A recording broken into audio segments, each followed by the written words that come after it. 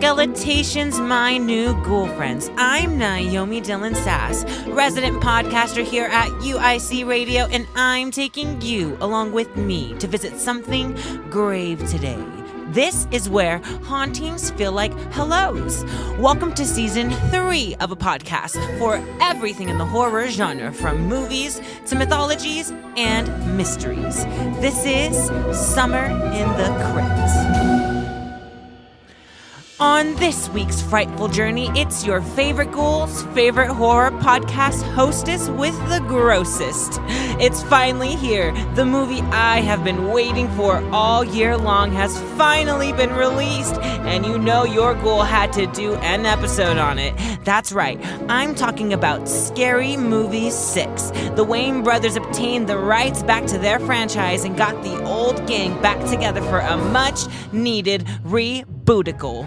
Starring OG cast members like Anna Faris, Regina Hall, Marlon Wayans, and Shawn Wayans. They crossed every line, and I loved it. There will be a trigger warning at the beginning of each of my episodes, just in case today's dark discussion isn't your preferred potion. Y'all should already know that the most triggering thing is going to be the polarizing comedy style of the Wayans brothers. Cool, I get it if you can't listen to that right now. Just leave us a like on your way out and be sure to tune in next week for a different dark discussion. After this quick break, I'll be returning to do some grave digging into a much-needed spoof to help the world laugh a little harder this summer. We'll talk about all the different horror movies that this film is parodying, like the Scream franchise, Ma, Weapons, Sinners, Get Out, and many more. Together, with the help of everyone's favorite final girl, Cindy Campbell, we're going to unmask the new batch of ghost face killers. I'll be rolling in my grave with excitement while you listen to this quick message from beyond.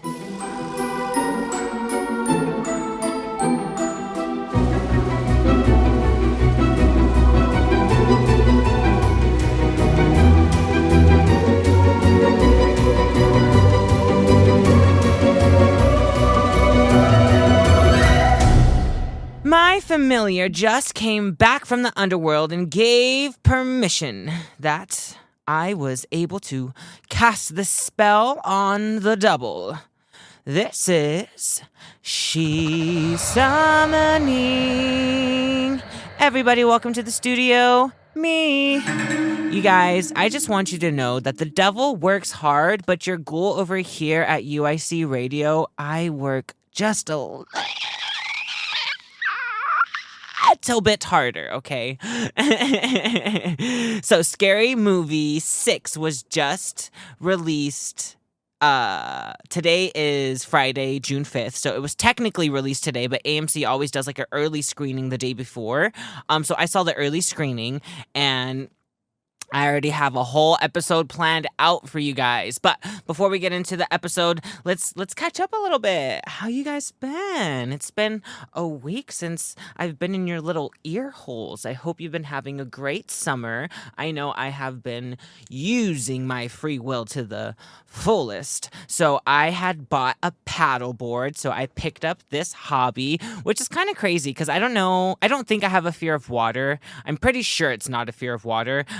Ocean is a different story. And sharks, I think it's a fear of sharks. Like we all know, sharks are the things that gets me going. That if there's a movie with a shark in it, even if it's a bad CGI movie, that is what's gonna like honestly scare me personally. Like some people get scared by the demons, some people get scared by zombies, this, that, and the third. But for me, it is sharks.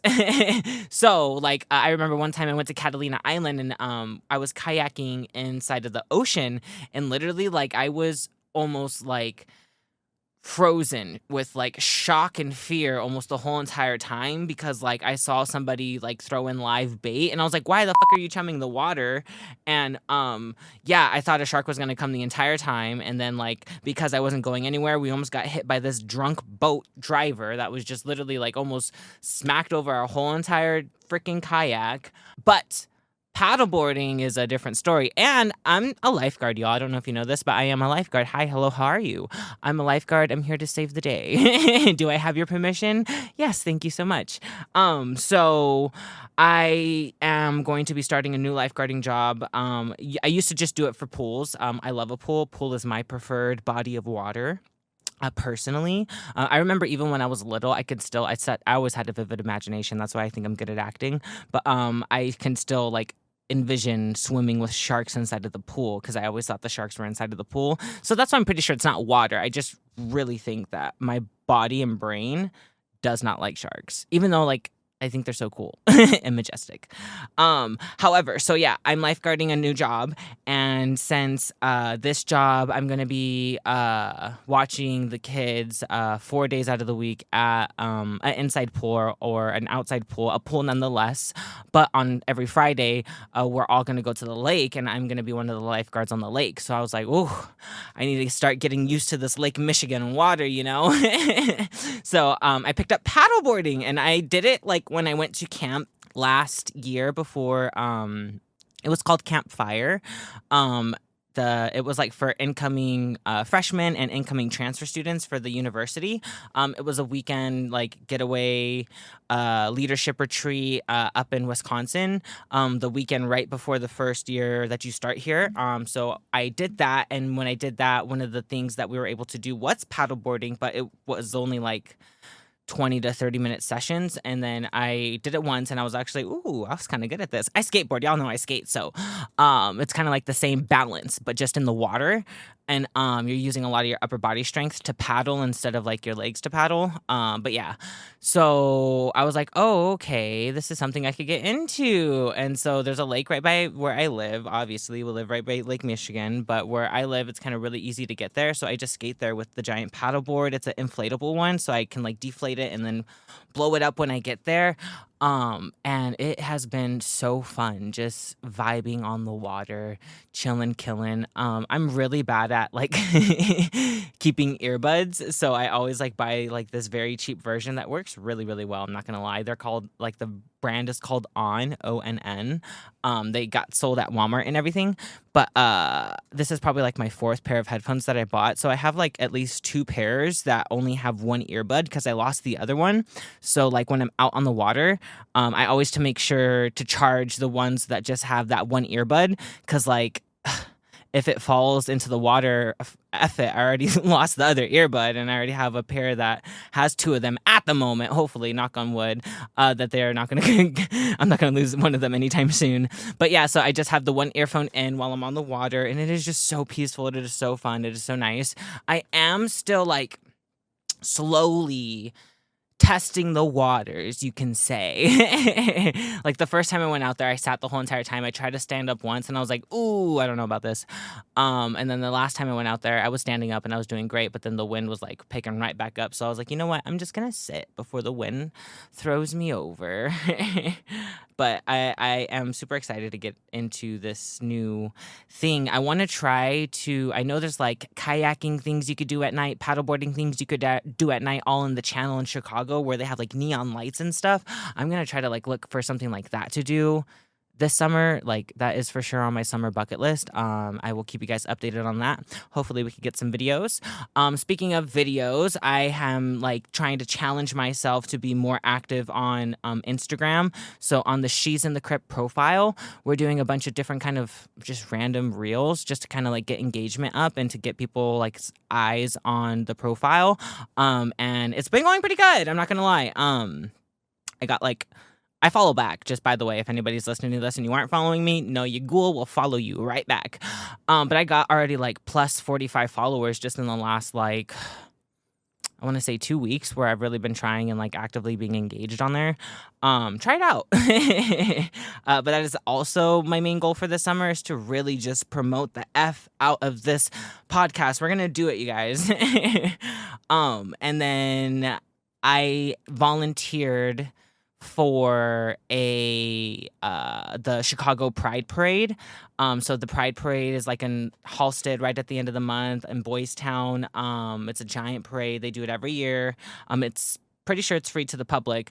But I know like I'll obviously be able to get in because I'll be volunteering. But I volunteered for the first half, so I'm gonna help like set up the entire like floats and the parades and stuff. And then when it starts, I am released, so I'll already be over there. And this will technically be like my first Pride that I'm celebrating in Chicago, which I'm super excited for. I was here last summer for Pride, but like I didn't really do much. I didn't go and do Pride stuff. I was working like 7 days a week, and I was like, F it. I don't know. Yeah. It was right before I started UIC, so I didn't really have like friends and stuff out here, so I didn't have nothing to do, nothing with. Other than that, this is your friendly reminder. Since we are in Pride season, this is your friendly reminder. If you are sexually active, if you are part of the LGBTQ, even if you're not, and if you're still sexually active, make sure go get tested, every like 3 to 4 months. So I'm getting tested right now. Everything's all gonna be good in the hood. So make sure, especially because Pride season we're here in Pride season, so you want clean, nice test results at the beginning of the month. So then you can have, more fun at the Pride festivals and stuff without any really worry. And hopefully if everybody's on the same page, then everything is all safe. Everything is fun. All right. Are y'all ready for the next segment? This is Dark Discussions. There is a cold open, not surprisingly, since the main movie is parodying the Scream movies, and they always have a cold open.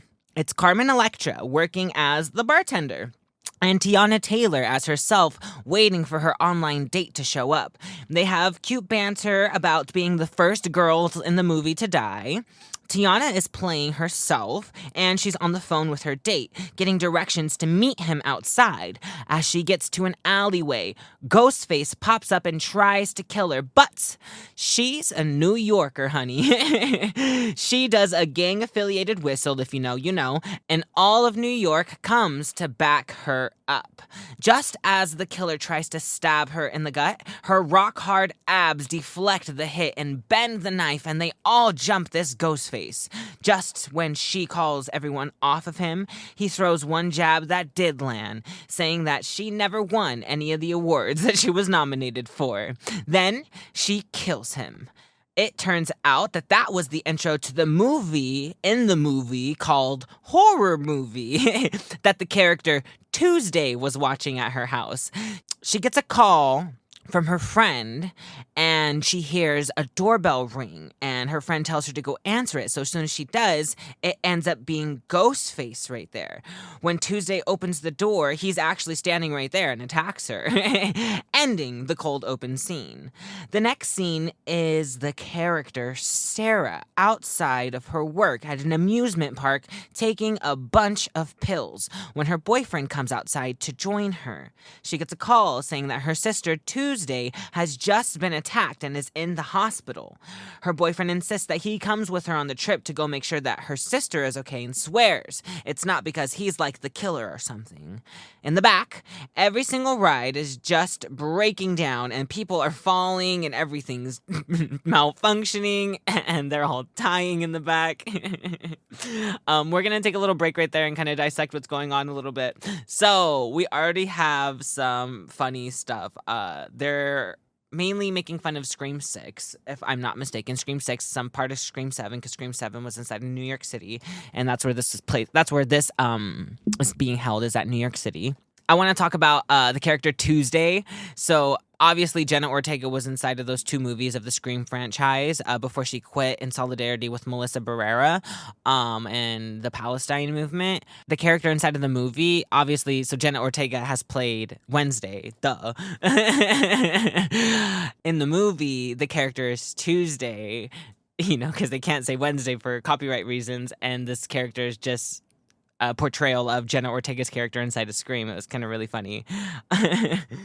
And the girl Sarah is making fun of Melissa Barrera's character, Jenna Ortega's sister inside of Scream. She's making fun of her character in the real Scream. She's like battling psychosis. She keeps seeing her dead dad, and she's the apple doesn't fall far from the tree with that one, and she is her father's daughter. But she's taking like a bunch of pills. This was a funny part. She's taking like I fell scene. She's taking a bunch of pills, and when the dude comes out, she's like, I don't know, I took Xanax, I took this. Oh, and I took all your boner pills too. And then it like pans down to literally like there's like a rock hard penis like trying to come out of her pants, and the dude's like, what? Where'd that come from? So we met some new characters. Now we got to see what the OGs have been up to all this time. We see Brenda dropping off her 2 kids to school. One of them is non-binary and the other one is a jock. Her son's girlfriend is heading towards them, and Brenda asks why he is still with her because she gets around. It's revealed that Sarah is actually Cindy's kid because she stops by her house to tell her about Tuesday. They have this flashback from one of their Christmases they spent together trying to reminisce on better times instead of the bad times that Cindy did have as a mom. But they reminisce, and it was a Terrifier bit. Shorty ends up meeting the new characters at the high school, not because he has kids of his own or anything, but he is starting his 25th senior year. Ray is meeting up with Brenda, his wife, at a church in a very Sinners-style reintroduction to Ray. When he gets to the church, he starts to testify about how he used to be gay but isn't anymore. This man is revealing all of his dirty laundry, and Brenda is stuck between praising Jesus for saving him and hearing all of the naughty gay stuff her husband has been doing behind her back for all of these years. Sarah finally gets to the hospital to visit Tuesday, and she takes the IV right out of her sister and inserts it into herself so she could get some of that free morphine. I'm mad at her. While she is being crazy loopy, she basically almost re-kills her sister, and the nurse has to come in to save her. Sarah tries to relax and ends up in the break room next to her sister's room, and Ghostface pops out trying to kill her. Sarah's asking the nurses for help, but they're refusing since she's on her break. Right as Ghostface is about to stab Sarah, the nurse must have changed her mind because she got a big metal tray and slapped the hell out of the killer with it. We'll take another break right here. Now we know what the old few have been doing these last, I guess, 20 years. Yeah. So Brenda always used to die in like all of the scary movies, so it's not uncommon of her coming back to life and her character still being alive. Cindy has never died in any of the scary movies. She wasn't inside of Scary Movie 5, but that's for different reasons. They kind of like whoever had the rights to that at that time, they flopped Tina hard. Cindy is parodying Laurie Strode from the newer versions of Halloween, where she's all super old and super paranoid, and she has all of her house booby-trapped up because she knows one day Michael Myers is going to come back to kill her. But in this movie, Cindy knows one day that it's Ghostface that's going to come back to kill her because that's the original movie that they parodied. Ray is alive, which still kind of also makes sense. All of them died in the first one, but then they all were back alive again as different people in the second one. But yeah, Ray's still alive, and Ray and Brenda end up, they're still together. They look like they've been married for a long time, but the church scene was so funny. Literally, Ray was like, yeah, I was on Grindr. I'm no longer gonna swipe left on all of the Mexican boys, all of the brown boys, when I see big old chestises and bodies. And then Brenda's just listening. She's like, you was on Grindr? Regina Hall did such a good job. I love her as Brenda. It's so funny.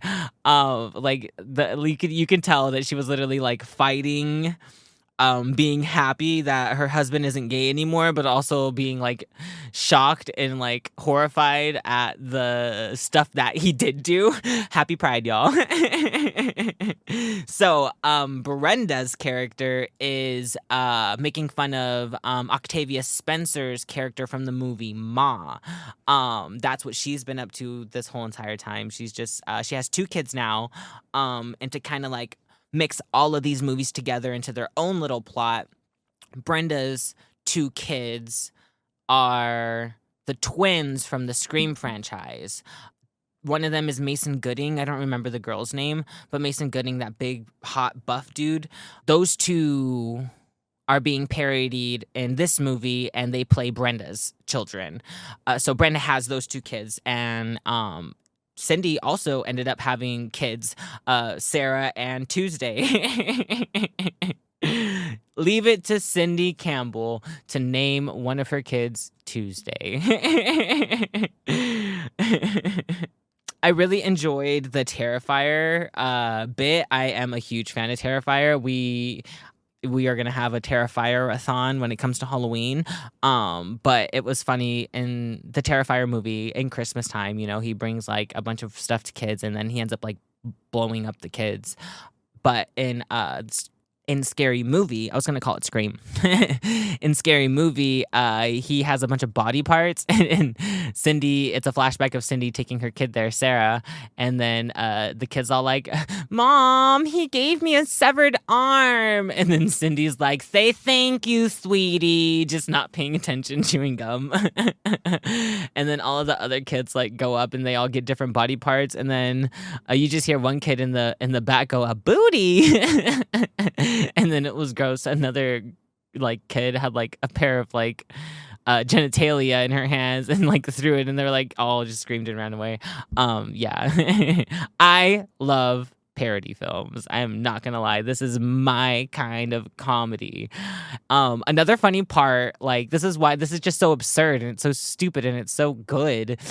Another part during like when Ghostface was attacking Sarah inside of the break room, Ghostface tries to stab her, right? And he ends up stabbing like a poster on the wall when she dodges it, and the poster's face like changes and lets out a scream. And like the poster felt it. It was a poster of like a bodily autonomy. You know how doctors have like body posters and stuff.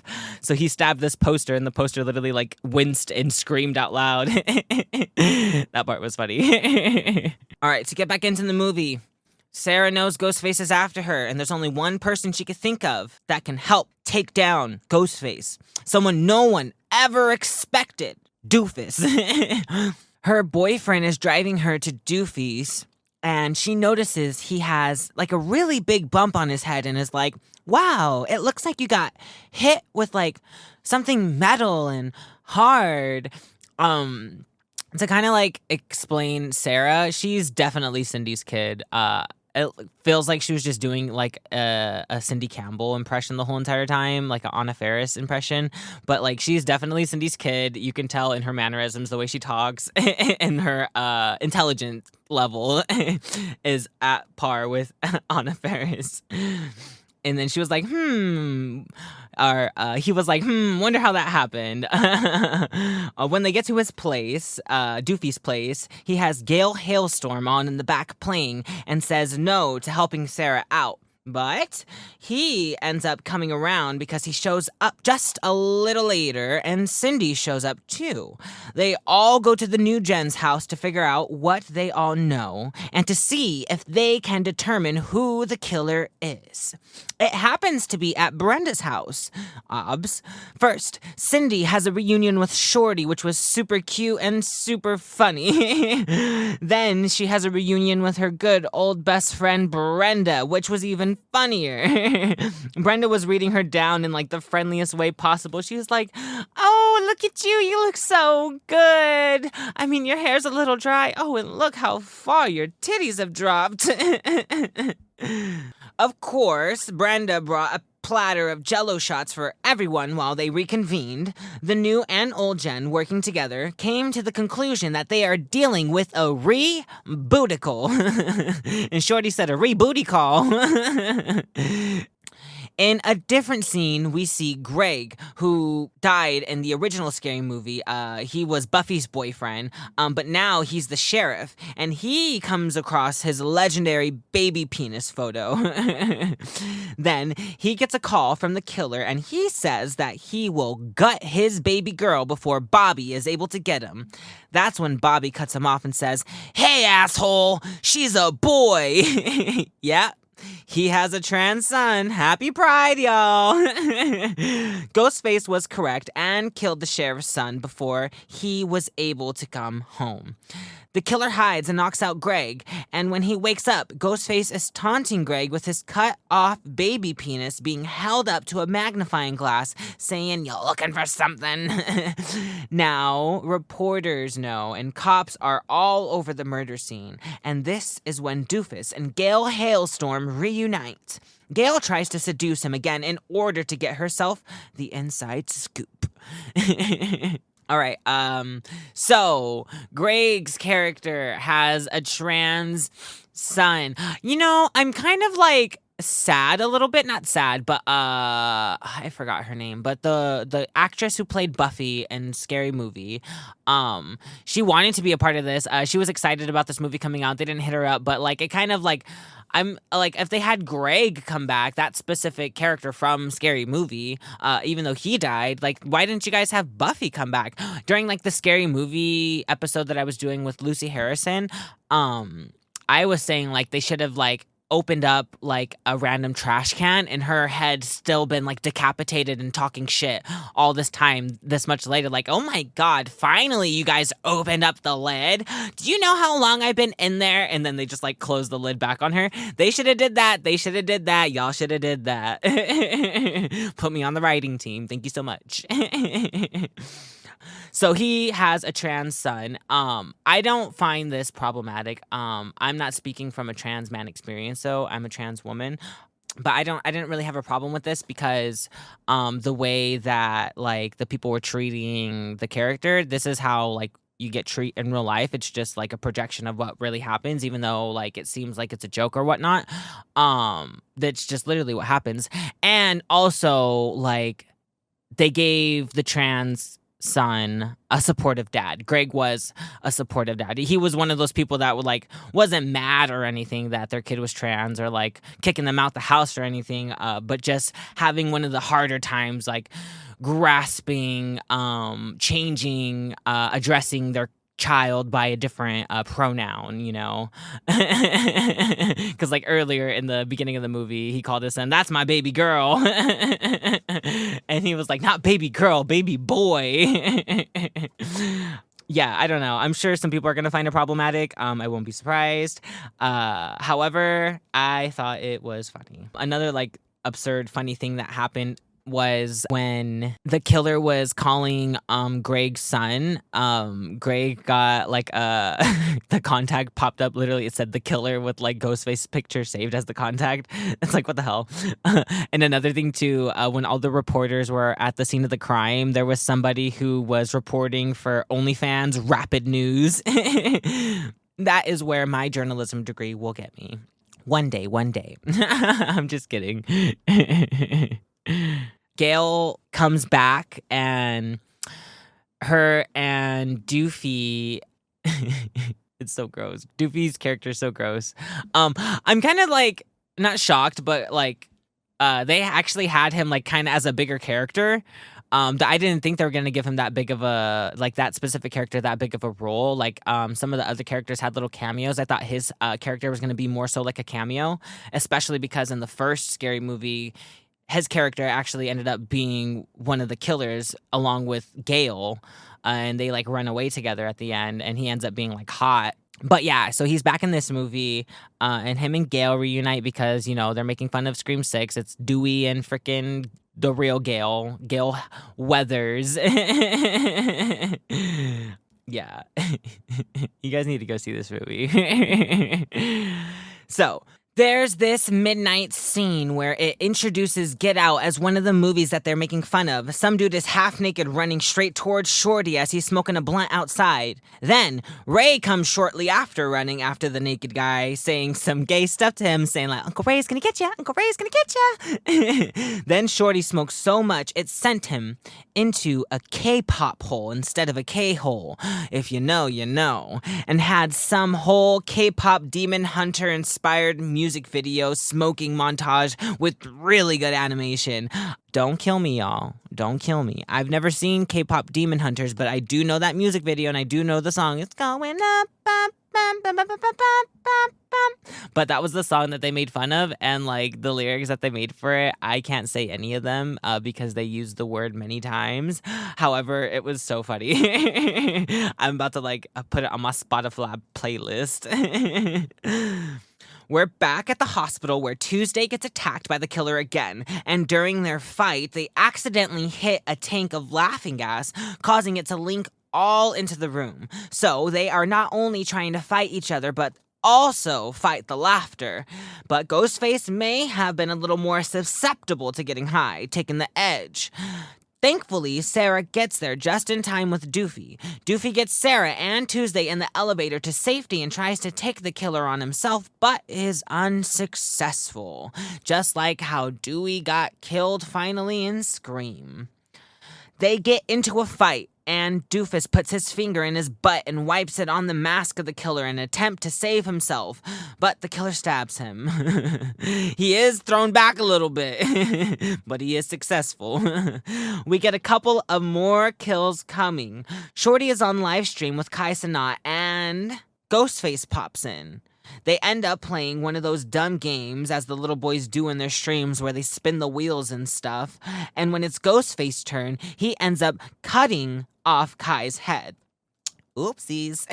That part was really funny, though. Then Gail is at the doctor's getting ready to have the substance injected into her. As she is about to go under, the killer pops in and murders the two doctors working on her, then, on some Scooby-Doo shit, dresses up as the doctor.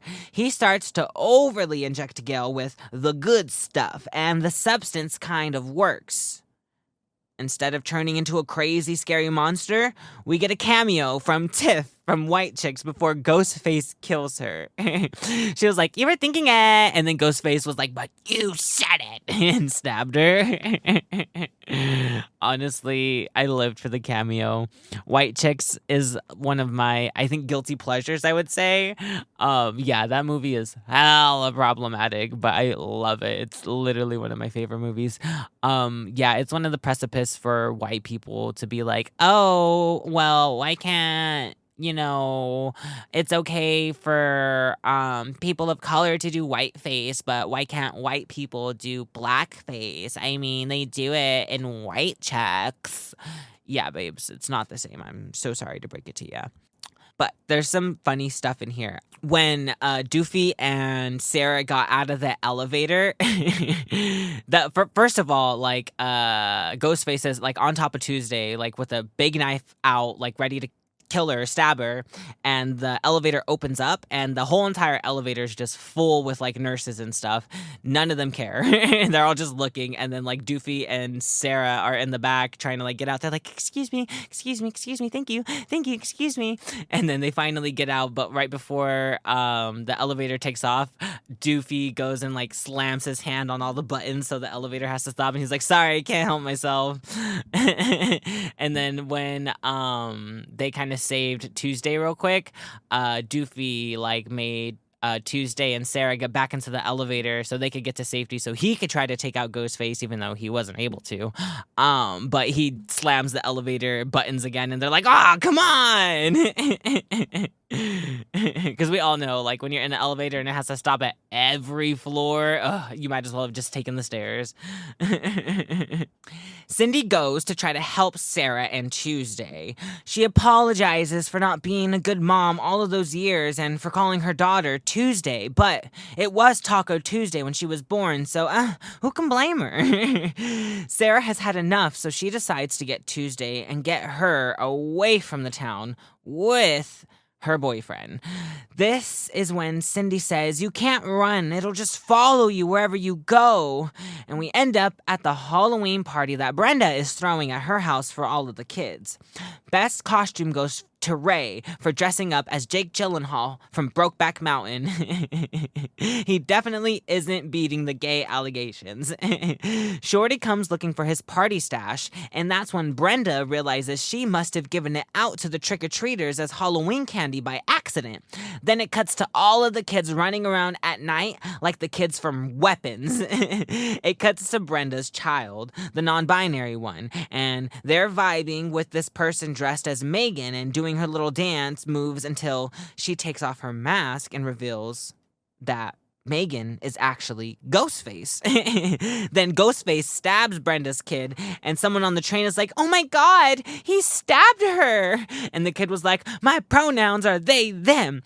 He stabbed them." Then the train gets toxic about their pronouns and ends up helping Ghostface kill her, and everyone starts stabbing them. It was giving very how Brenda died in Scary Movie 2 when she was in the movie theater being all obnoxious, and everybody literally just joined in and killed her so then they can watch Shakespeare and Love all in peace. It wasn't Scary Movie 2, it was the original Scary Movie. It goes back to the Halloween party where Sarah and her mans and Tuesday are all in Sinner's costume outside, asking to be let into the party. Brenda, Shorty, and Ray answer the door and aren't having any of the white people shenanigans because if they shenaned once, they are sure to shenan again. Those three kind of just read them to dog shit for like 2 whole minutes until they leave and get in a different way. The Halloween party, we all know a good scary movie has to end with a giant party. I really love the reasoning why Cindy named her kid Tuesday. If her middle name isn't Tacos, then they need to rewrite the movie. When she was telling Sarah that she can't run, Sarah's character, Sarah, she tried to do like the "what are you waiting for" how Cindy has done at the end of like 2 or 3 of the scary movies. And Cindy was like, no, baby, it's like this. And then she does it like, "What are you waiting for, huh? What are you waiting for?" And then Brenda's all like pointing at her. You know how like, when someone's like, you did it, and like points at you. That's what Brenda was doing. She was pointing at her bestie. She was like, "Yep, that's how you do it. That's how you do it." That part was really funny. So, in the final act, everyone is at the party and Cindy is on the way. She calls Sarah to tell her to get out of the house because it is the exact same house where the bloodbath happened in the OG Scary Movie. And the killer is trying to get Cindy to go back there now. They keep fighting over like who is trying, like Sarah's like, "No, this is about me." And then Cindy's like, "I hate to break it to you, sweetie, but it's about me." Now, Ghostface has Brenda's son cornered outside, ready to kill him, but every weapon he grabs, the son is turning it into a race thing. For examples, he was trying to get killed with a whip. And then after a whip, he was trying to get killed by getting hung on a tree. And bro was like, "Come on, this is too much." And then Ghostface finally decides, "All right, well, I'm just going to shoot you." And then he was still like, "Wow. So another person of color dies to gun violence. Perfect." I enjoyed that death because it was stupid. In the living room of the party, Shorty is playing Dead by Daylight with the Ghostface skin. The real killer tries to sneak up on him, but Shorty ambushes him with a weed leaf blower machine and gets him extra stoned. So now both of them are trying to play Dead by Daylight high as hell on the couch. One of the killers reveals herself to be the hoey-ho that was dating Brenda's son. She starts shooting at everyone at the party. Cindy finally shows up and runs into Brenda outside. The girl comes outside pretending to ask for help, but the two of them aren't buying it, so she ends up shooting at Brenda. Now, it's up to Cindy to save the day. Cindy goes into the house on some John Wick and starts shooting through all the doors while she's on the phone with the killer trying to find him.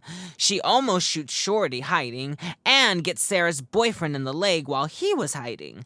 Then, he reveals himself to be the other killer.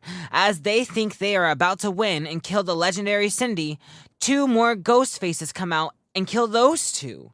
Then Cindy has to fight and kill like 20 different ghost faces, but they keep coming and coming and coming. It's like a gang of ghost faces. Then there are 2 ghost faces who reveal themselves to be Anthony Anderson and Shaquille O'Neal. Then Ray and Shorty come out dressed up as ghost faces and reveal themselves to be putting all of this together. And they said, what's more legendary than 2 killers who are black, but 4? Sadly, Ray and Shorty get really upset about everybody doing Scary Movie 3 and 4 without them 2. So they kill Shaq and Anthony. That's when Shorty and Ray reveal what they were really doing, trying to kill off the new gens and the people who messed with the franchise so the OGs can take back their rightful place as the owners of Scary Movie. Brenda and Cindy are on board with it, and all of them tie up Sarah and Tuesday, douse gasoline all over them and the house, and set the whole thing on fire. Then, Brenda was asking Cindy if they should feel bad because they just killed their own kids, and Cindy replies, them kids. I really loved that they killed everybody, especially their kids. Something funny at the party when they were doing the Sinners bit, they came up and he was all like, we're here to do this and that and maybe some half gay stuff, and that's when Ray pops up and he's like, why only half gay? I really love Ray's character. He's so funny. I don't know if I mentioned this earlier, but when we first meet Brenda's son, I don't know their names. Brenda's son's girlfriend, the mom was all like calling her a hoe and stuff, and Brenda's non-binary kid was saying like, don't slut shame her, you heifer. And then when the daughter finally came up to the group and said hi to Brenda, Brenda was like, oh, how are you? Look at you dressed up for Halloween early, huh? What are you, like some slutty little schoolgirl, little hoey ho? It was very in Scary Movie when she was talking about Buffy, when she was like, she don't love herself. I mean, a backup dancer? That's lower than the security guard. At least the security guard could get you backstage. I love that they kind of just jumped right back into their characters. Didn't none of them like skip a beat with who their characters were 20 years from the last time we saw them. I really enjoyed this movie. You guys should go see it in theaters. Want to know what's crazy? Okay, so let's get into this part real quick. So it has a really low score on Rotten Tomatoes, and I think this is why. So I would give it a God's honest like 8 out of 10. I don't know if it's for nostalgia reasons or what, but I would give it a God honest like 8 out of 10. I think it was really good. I think it was really funny. Obviously, there's some jokes that were like, ooh, but this is why this movie works, and I think this is why it also got a low score. The way that the Wayans brothers write their jokes, they swing big. They have a lot of jokes, and each of them swing big. And the reason why they swing big at all of these jokes, it's not to get everybody to laugh. If you want to get a whole audience to laugh, you kind of like cater to the audience in a sense, and, you know, make a general joke, and everybody's just like, ha ha ha ha ha, yeah. But if you swing big with each joke, then there'll be a couple people who have the personalities that enjoy those specific jokes, and they're going to just bust up even louder than a regular little chitter chatter. And that's more effective in my opinion. So the reason why I think that it got a low score was because if, you know, you're not easily offended, or if you're a fan of this sort of comedy, then when you swing big like that, not all of the jokes are going to land. And I think that's what it went with the critics. Like, They landed for me, honey. They landed for me. There was way more jokes that landed for me that didn't land. But I can definitely see how some people will get offended by some things. But I think that's why it got a low score, because whoever those critics are, they probably only laughed at 20% of those jokes. But I bet you those 20% of the laughs that they did get, they were laughing really loud. But when you watch it in theaters, that's kind of why it's better to go in theaters, because everybody has their niche in comedy and whatnot. So you'll hear like people from the left side of the audience laugh really loud at one joke. So you're like, oh, that is kind of funny. I guess it's okay to laugh at that. And then when you get into another joke, you hear like the right side of the audience laugh at that kind of joke. And you're like, oh, okay, it's probably funny too then. And then you get to a part where you're the only one laughing at a joke. And you're like, well, if they laughed at I could laugh at my I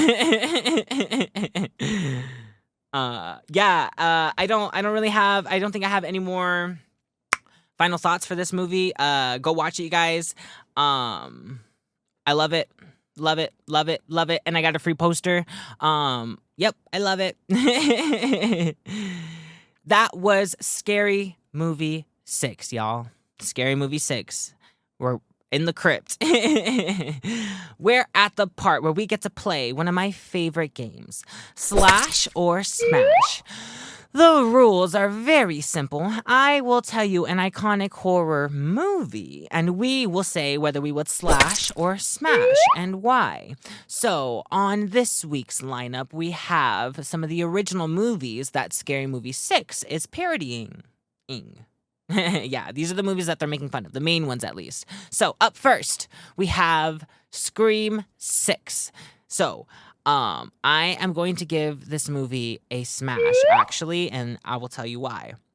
One, I always kind of really like the Scream movies. Not gonna lie. I really enjoyed Jenna Ortega's performance in this movie. I loved that, like, it opened up with her. It opened up. Usually, most Scream movies open up with, you know, that first girl dying, like Drew Barrymore. And Scary Movie 2, I think it was Jada Pinkett Smith. Or not Scary Movie, Scream 2, it was Jada Pinkett Smith. Scream 1, it was Drew Barrymore. Scream 3, it was the guy who played Cotton Weary. He died. He was the first one to die. So on and so forth. So in Scream 6, in the beginning, the main character is Jenna Ortega. She doesn't die, and that's kind of like the precipice of the movie. Is like they're trying to finish off the old business. I did like it. I liked it. A smash.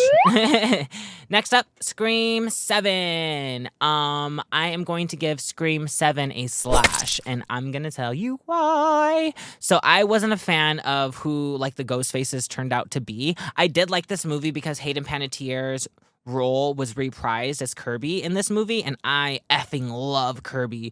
Scream 4 is my favorite Scream, unpopular opinion, but Scream 4 is my personal favorite Scream, and that mainly it's because of Kirby's character, Hayden Panettiere's character Kirby. But this movie's still gonna get a slash because I wasn't a fan of the motives behind the killers. I don't even remember what they are. I couldn't even tell you, but it was a dad and his two kids, a daughter and a brother, and it's like, what the come on, a family who kills together stays together, I guess. Next up, we have Ma. So I actually have not seen this movie, but everything I've seen about this movie sounds really good.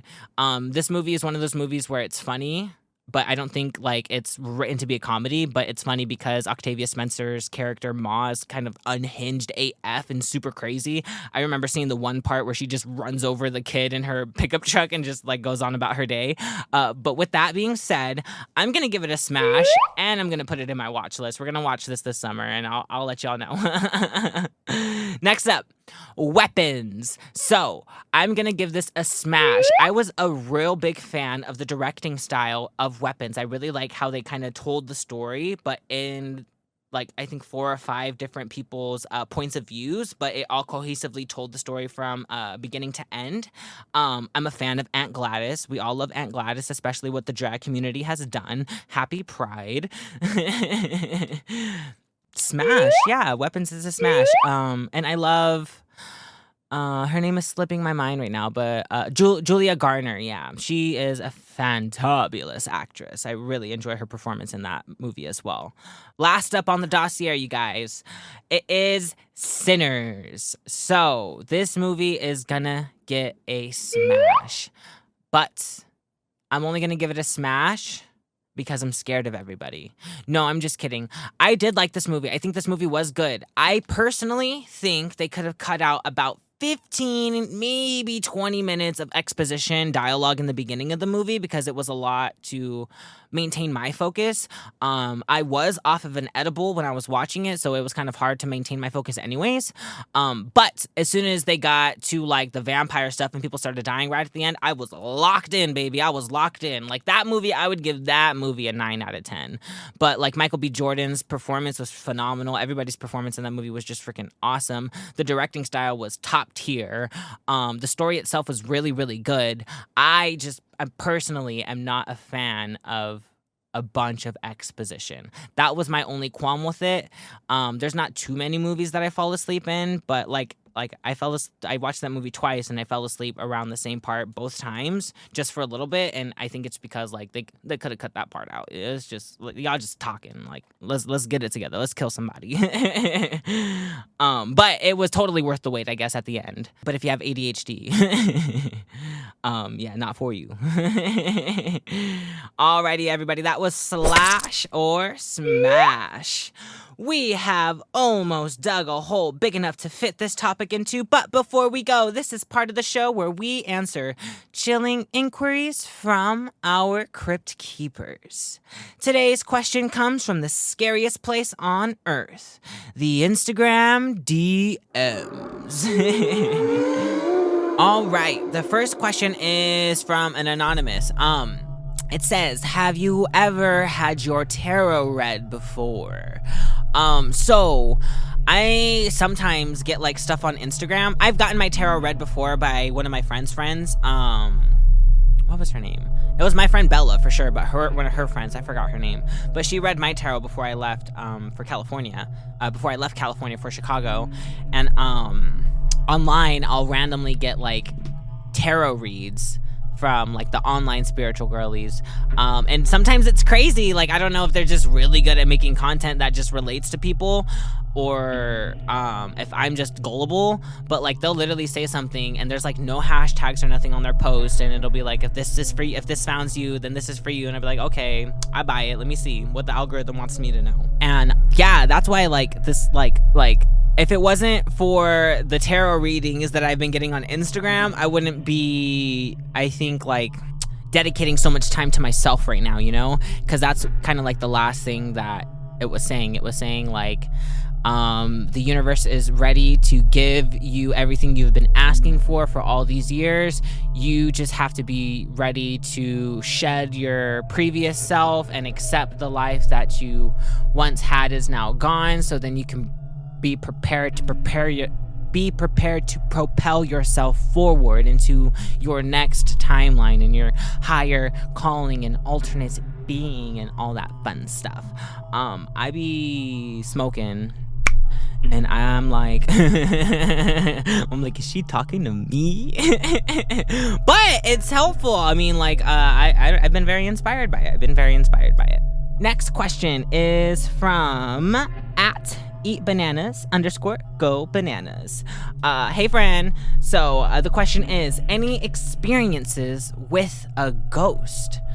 Ooh, this is perfect. So I had a Conjuring Halloween special episode where I had one of my old coworkers, Maggie, as a guest on that episode, and we were talking about, obviously, ghosts and stuff. That episode ended up running really long because that was my own fault. I was like, yeah, let's talk about 4 whole movies in one episode. Yeah, no, that was my bad. So there was parts that I had to cut out, like parts of conversations that I had to cut out. One of the parts that I cut out was my ghost story that didn't get to make it to air because I didn't want to upload like an hour and a half podcast episode. It was already like an hour and 10 minutes, the final edit that I did do. So, thank you so much for asking this question, and what a fitting question for this episode too, because Ghostface is the killer. Ghost-faced ghosts, why not? All right, so my ghost story, I have a few. I'll try to say 2 of them as quick as I can. So, first ghost story, this is the one that happened, the youngest one when I can remember. We were at like my Tia Sylvia's house. We were at her house, and my brother was inside of one of the rooms, like petting the cat. And I'm like walking by, and I'm standing right there by the doorway, and he's the only one inside of the room, right? So I'm standing right there by the doorway, and I was like messing with him, or just saying with the cat. But I remember watching him pet the cat, and then the door just slams right in between us. And then I opened the door. I was like, "What the heck did you do that?" And then he was like, "I didn't do that." And then like we like look down the hall, and like all I see in the shadows is like this. It looked like Darth Maul from Star Wars, or if you saw the first Insidious, it looked like that demon from Insidious, like that red and black one, and this was before Insidious was even out. But it looked like that in the corner, and like we both got freaked out, and like we ran outside, like we told our tia, we had the cops come and like look for the house. They're like, "Oh, there's no one in the house, blah blah blah blah blah." Yeah, that's my first one. Spooky ooky. My second one, I remember my dad had fallen off of a palm tree, like a 50-foot palm tree, and effed up his leg, and they had to like amputate half of his leg. So he was recovering in the living room, and we were all kind of like sleeping in there. And one night, I don't know if this was a ghost or if it was a sleep paralysis or if it was a demon or whatever, but I woke up in the middle of the night, and there was this big shadow, and it wasn't even a big shadow, but like, y'all know Hannah Montana when she like bends over and like goes shh and puts her finger over her lips. So there was this shadow that like bent over me while I was sleeping and literally put like their finger over their lips and went like shh. And like I jumped from where I was laying to the back door of the apartment, and that was probably like a good solid maybe 20 feet, but I literally jumped in one leap from where I was laying to that, and everybody woke up and everybody looked around the house and they're like, "There's nothing there, blah blah blah, you're probably having a bad dream." And I was like, nope, that was not a dream. Nope. But yeah, those are like 2 ghost stories that I have. Those are the ones that haunt me still to this day. But the real monsters out there are these human beings that are walking the streets. Thank you guys so much for writing in. I'm kind of really having so much more fun doing like answering questions from people on Instagram than like creating my own ones, because that's what I was doing like the last 2 seasons. I was kind of just like creative writing questions every day with random scenarios about spooky stuff and whatnot. I'll probably still have one of those here and there because I just like love writing. But yeah, I like also answering real questions because then it kind of provokes a better conversation instead of me just trying to create a bit. Yeah. So I just want to tell you guys, remember, go follow my Instagram at She's in the Crypt, so you can see everything up to date with She's in the Crypt and the Crypt collections. Remember, if it is June and you're listening to this, you can still donate to the Trevor Project fundraiser. The link will be inside of the bio, and it will be inside of my bio on Instagram and all of that fun stuff. The minimum you could donate is $5, but that $5 will go a long way. I'd like to thank UIC Radio for publishing this podcast, but most importantly, I'd like to thank you, the Crypt Keepers. Thank you for digging this grave with me today, but unfortunately, the graveyard is closed. So until next time, we'll leave this episode in the crypt. Farewell and bad dreams. Make sure to follow the podcast on Instagram at She's in the Crypt for updates about upcoming shows and guests. Follow UIC Radio at UIC Radio on Insta, and subscribe to the UIC Radio YouTube channel so you won't miss a single episode every Friday. And you can also check out the other shows on the network. This podcast was created, written, and edited by Niomi Dylan Sass. Hey! And published by UIC Radio. Music by Arthur Benson, The Friendly Ghost, and sound effects from epidemicsounds.com. If you can't get enough enough of She's in the Crypt, you can check out my weekly blog, Crypt Collections, every Saturday morning on the website uicradio.net. And find me in the blog section.